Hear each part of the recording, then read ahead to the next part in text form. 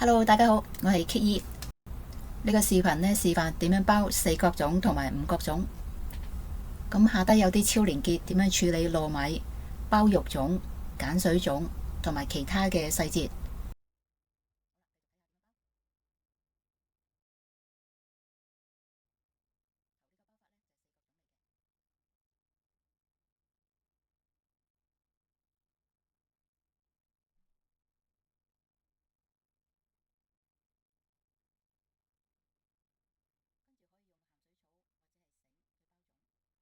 呢個四角粽嘅包法呢，係最常見同埋比較簡單嘅包法。由頭嗰度，跟住呢就扮佢個尾，打斜咁扮佢個尾，然後翹返上去個頭個位，然後再綁埋一齊就可以啦。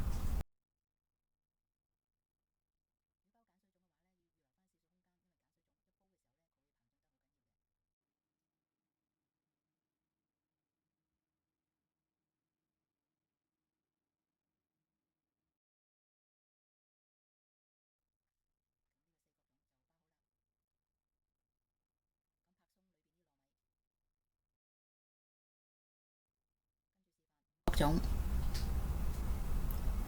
咁要包五角粽呢，最好就揾兩塊大啲嘅粽葉 X 型咁樣放，滑面向上，做成一個尖角。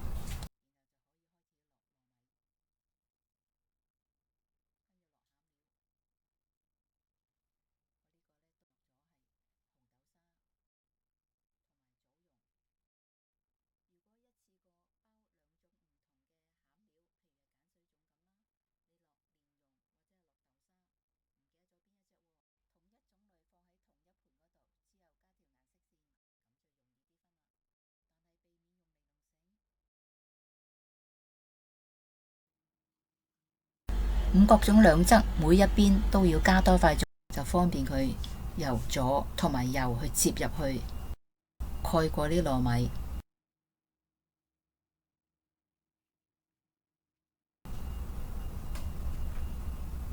冚落去之後呢，可以輕輕接一接嗰啲粽葉，等佢聽話啲，跟住撳實佢，再收一收粽葉，整理一下。然後從兩邊接去中央，多餘嘅可以接返入去，跟住可以落繩。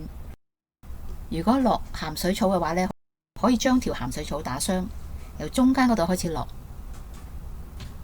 捆咗一邊之後呢，另外一邊呢就從上面嗰度轉一圈，令到佢好似有個位鎖一鎖咁，避免條水草滑走咗啦。從其中一邊穿過去。